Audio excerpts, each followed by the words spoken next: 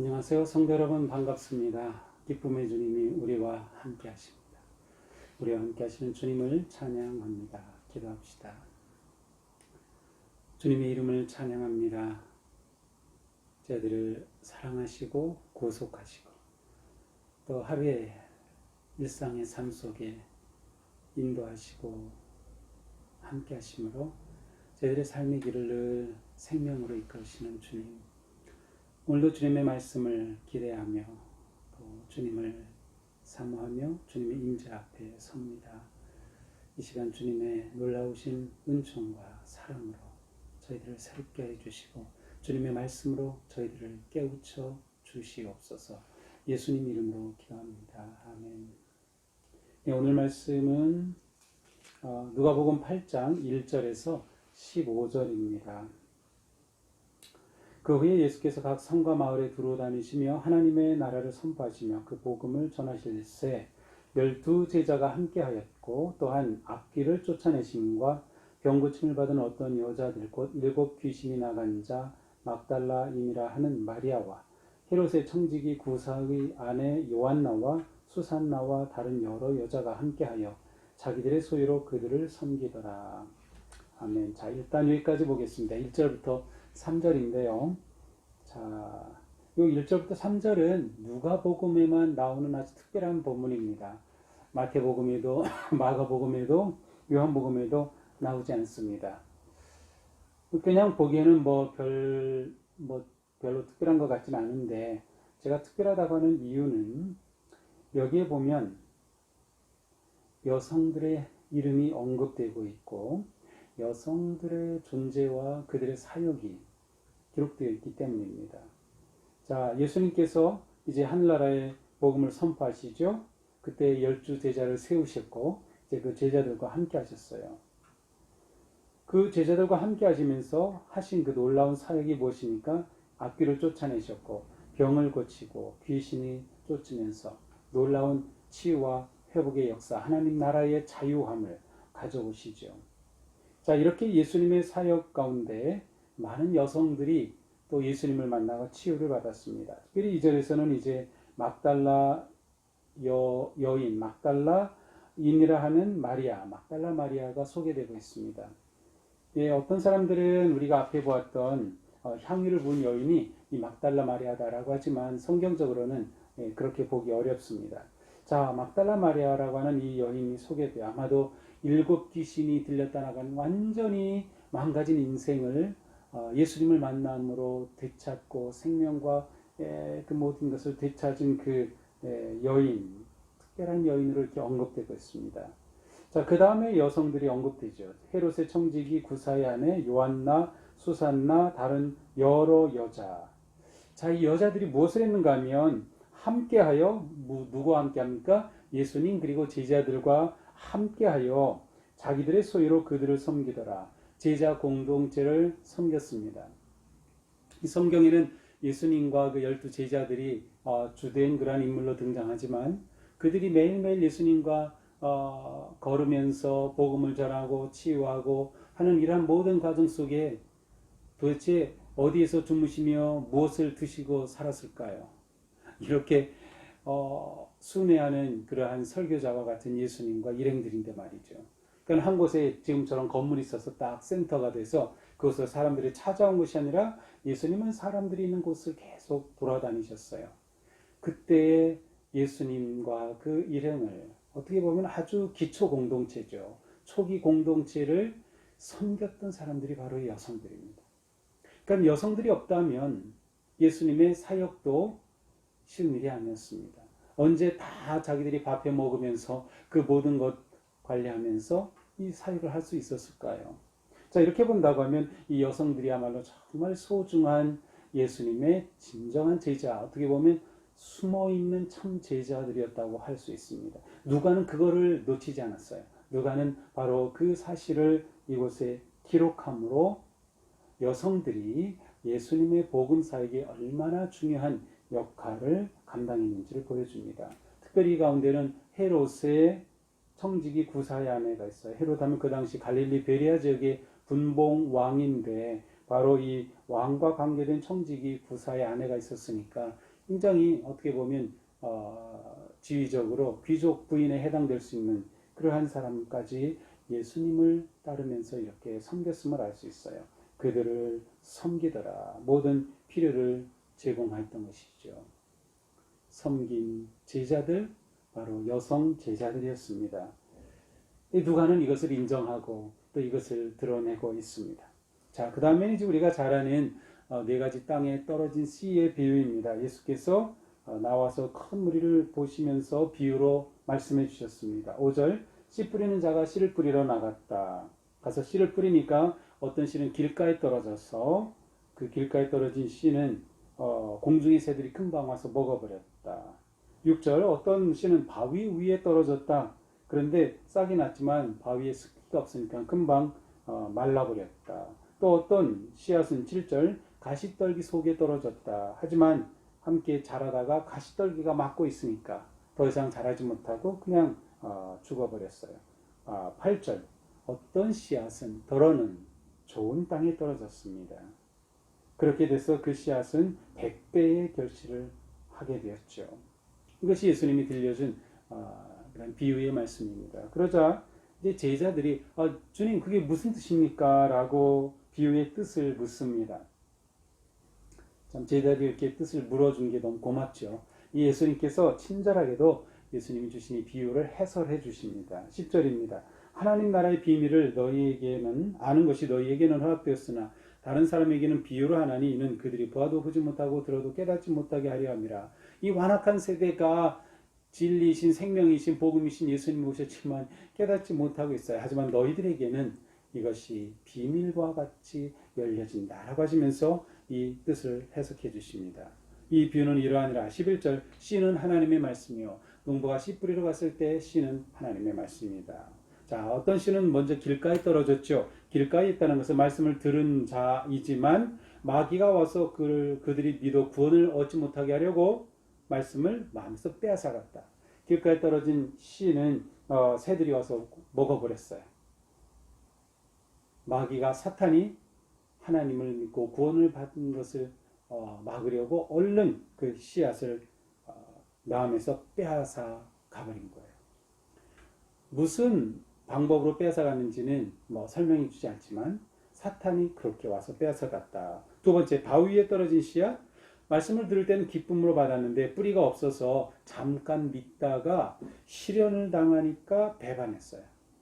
처음에 말씀을 받고 교회 나오니까 좋다고 막 그랬는데 삶에 시련이 오니까 바위같이 딱딱한 일들이 생기니까 그만 떠나 버리고 만 거죠. 배반한 그러한 것이다. 자, 세 번째, 가시떨기에 떨어진 것은 좀 자랐지만 그렇게 가시에 막혀서 열매를 맺지 못했죠.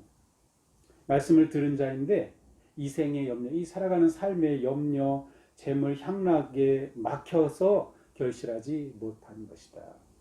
하지만 마지막, 좋은 땅에 있다는 것은 착하고 좋은 마음으로 말씀을 듣고 지키어 인내로 결실하는 자니라. 하지만 좋은 땅에 떨어진 씨앗이 있는데 그 씨앗은 말씀을 듣고 지키어 인내로 결실하게 되었다. 그래서 결실하는 잔이라 사람에 비유하고 있어요. 자, 그러니까 네 가지 종류의 밭이라기보다는 네 가지 종류의 땅에 떨어졌습니다. 이 네 가지 종류의 땅은 사람의 마음을 의미하고 있어요. 사람의 마음 상태죠. 그래서 예수님께서는 사람의 마음의 상태에 따라서 생명의 씨앗을 받지만 그 씨앗이 열매 맺기도 하고 열매 맺기 전에 다 쓰러져 버리기도 하는 비유로 들려주십니다. 자, 이 말씀을 보면서 일단 씨앗은 하나님의 말씀이라고 했어요. 자, 씨앗은 똑같이 생명력이 있습니다. 똑같은 씨앗이었어요. 그런데 씨앗이 어디에 떨어졌느냐에 따라서 결과가 달랐습니다. 길가에 아니면 바위 위에 가시덤불에 떨어진 씨앗은 열매 맺지 못하고 쓰러져 버렸지만 좋은 땅에 떨어진 옥토라고 하죠. 옥토에 떨어진 좋은 땅에 떨어진 씨는 100배의 열매를 맺게 되었다. 자, 우리는 말씀을 받을 때 말씀은 똑같은 생명력이 있지만 그 말씀을 받는 사람의 마음에 따라서는 완전히 결과가 달라짐을 생각해 볼 수 있어요. 네 가지 종류의 밭이 있었죠. 길가에 떨어졌다. 사탄이 빼앗아가 버렸어요.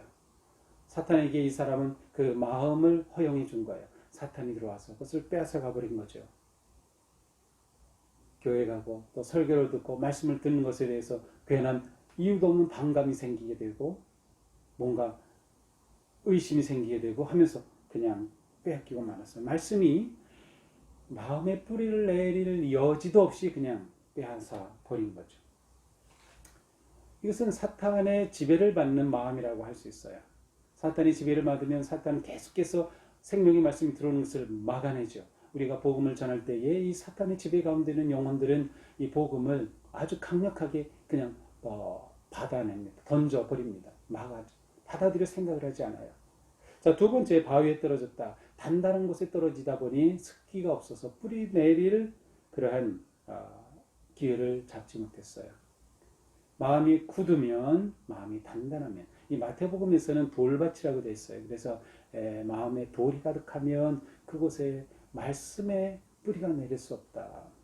자, 세 번째, 가시떨기는 살아가면서 마음에 온갖 염려가 가득해요. 세상에 그러한 유혹에 빠지기도 하고 재물의 향락에 빠지기도 하면서 마음이 온갖 것으로 가득 차 있으니 그곳에 말씀이 진득하게 뿌리를 내릴 틈이 없는 거예요. 처음엔 좀 잘하는 것 같다가 결국 이 모든 것에 의해 가려져 열매를 맺지 못하는 거죠. 자, 이 말씀은 결국 무엇을 말합니까? 우리의 마음이 중요하다. 우리의 마음에 따라서 말씀의 열매 맺는 것이 결정된다는 거죠. 자, 그렇다면 우리는 우리의 마음을 잘 관리해야 합니다. 마음을 관리해야 돼요. 하나님께 우리의 마음을 잘 내어드려서 주님께서 우리의 마음을 만지시도록 관리해야죠. 마귀에게 뺏겨간, 마귀에게 사로잡혔던 심령은 회개를 통하여서 그리스도를 영접하고 그 마음이 새로워져서 말씀을 받아야 하죠. 바위 같은 마음을 가진 사람, 그 마음에 있는 그 딱딱한 것들을 제거해야 하죠. 원한과 분노와 그런 악함과 모든 것들로부터 마음을 자유하도록 다 건져내야 됩니다. 가시떨기에 떨어진 것처럼 굉장히 염려를 많이 하는 사람들이 있어요. 물론 우리가 살아가면서 염려할 일이 계속 생깁니다. 걱정스러운 일들이 생기죠. 그런데 걱정에 사로잡히면 안 돼요. 걱정에 사로잡히면 말씀이 자라지 못한다. 그러나 여기 좋은 밭이 있습니다. 말씀이 떨어져서 100배 열매를 맺는 좋은 땅입니다. 이것은 착하고 좋은 마음이다. 이 마음의 특징은 무엇입니까? 말씀을 듣고 지켜 인내로 결실한다. 말씀을 듣는 것, 이 듣는 것은 다 똑같았어요. 모두 말씀을 들었다, 말씀을 들을 때에 말씀을 들은 자. 이래서 똑같이 말씀을 듣는 것은 다 똑같았어요. 말씀을 받은 거죠. 일단 말씀에 부딪힌 거예요. 자, 그런데 좋은 마음은 어떤 마음이에요? 듣고 지키었어요. 여기서 지켰다는 것은 실천했다는 뜻이 아니라 그 말씀을 마음에 간직하였다는 거예요. 품었다는 거예요. 굉장히 중요합니다. 우리가 말씀을 들을 때 그 말씀을 그냥 듣고 이런 거네, 은혜롭다 이렇게 하고 그냥 끝나는 것이 아니라 말씀을 마음에 품어야 됩니다. 이게 묵상이라고 하는 뜻이에요. 묵상. 말씀을 계속 씹는 거죠. 그 소가 되새김질하지 말씀을 계속 내 마음에 말씀을 간직하는 거예요. 이 말씀이 간직하면 습기와 수분을 받아서 뿌리가 나기 시작하고 자라게 되고 결국 열매 맺게 되죠. 그래서 인내로 결실합니다. 마음의 변화, 마음의 성숙은 시간이 필요합니다. 또한 열매는 시간이 걸립니다. 그럼 우리가 인간관계 속에서 또 내 자신을 볼 때 또 새해가 되고 그랬을 때 작년이나 나 올해나 변화된 것 같지 않고 정말 나의 그냥 이 모습 그대로인 것이 너무나도 안타깝고 부끄럽게 여겨질 때도 있죠. 그런데 나도 모르게 조금씩 변화되고 있다. 인내함으로 우리는 열매를 누리게 된다. 그래서 우리가 너무 포기하지 말자. 너무 일찍 포기하면 우리의 열매를 볼 수 없는 거죠. 또 한편으로는 이렇게 좋은 땅에 떨어진 씨, 이 당시에 씨를 뿌릴 때 씨는 여러 곳에 떨어질 수밖에 없어요. 그럼에도 불구하고 좋은 땅에 떨어지는 씨가 있다는 거죠. 좋은 땅에 떨어지는 씨가 있다. 그 말은 수고가 헛되지 않다는 거예요. 우리가 믿음의 삶을 살아갈 때 결코 수고가 헛되지 않다. 어떤 것들은 다 잘못되고 헛되고 열매 없이 그냥 그렇게 지나가는 것 같지만 좋은 땅에 떨어지는 씨앗이 반드시 있다. 그리고 그 씨앗은 열매를 맺는다. 그래서 우리는 부정적이고 잘못된 것으로 인해 절망하지 말고 좋은 곳에 떨어진 씨는 열매를 맺을 것을 신뢰하면서 우리가 긍정적인 기대와 믿음을 가지는 것이 필요합니다. 좋은 땅에 떨어지는 씨는 반드시 있다. 우리가 이 믿음을 가진다고 하면 우리는 끊임없이 우리의 마음을 잘 가꿀 것입니다. 좋은 옥토로 우리 마음을 가꾸고 또 그 옥토에 말씀이 뿌려지고 그 말씀 우리가 잘 품어서 그 말씀이 자라고 열매를 맺을 때 우리 삶은 정말 풍성한 삶의 열매, 마치 갈라디아서 5장에 나오는 그러한 성령의 9가지 열매와 같은 그런 놀라운 열매가 우리 삶에 가득 풍성하게 맺히는 그런 복된 삶이 될 것입니다. 오늘 말씀 우리가 기억하면서 내가 내 마음밭을 어떻게 오늘 관리하고 다스릴까? 내 마음이 옥토 같은 마음 되기를 기대하면서 오늘 하루 성령님의 인도하심 속에 말씀이 간직되고 또 말씀이 열매로 맺는 복된 하루가 되기를 주님의 이름으로 축복합니다. 기도합시다. 하나님 감사합니다. 오늘 말씀을 통해서 좋은 땅에 뿌려진 씨앗은 반드시 열매를 맺는다는 희망의 말씀을 보았습니다. 주님, 저희가 저희 마음을 잘 돌보고 관리할 수 있도록 지혜를 주시고 또 성령님께서 저희 마음을 감동시켜 주셔서 말씀이 뿌리를 내리고 열매를 맺는 삶 되도록 인도하여 주시옵소서. 오늘 하루도 주님께 의지하고 맡깁니다. 말씀이 이끄는 삶, 말씀대로 세워지는 복된 하루가 되게 하여 주옵소서. 예수님 이름으로 기도합니다. 아멘. 네, 오늘도 주님 은혜로 복된 하루가 되기를 축복합니다. 사랑합니다.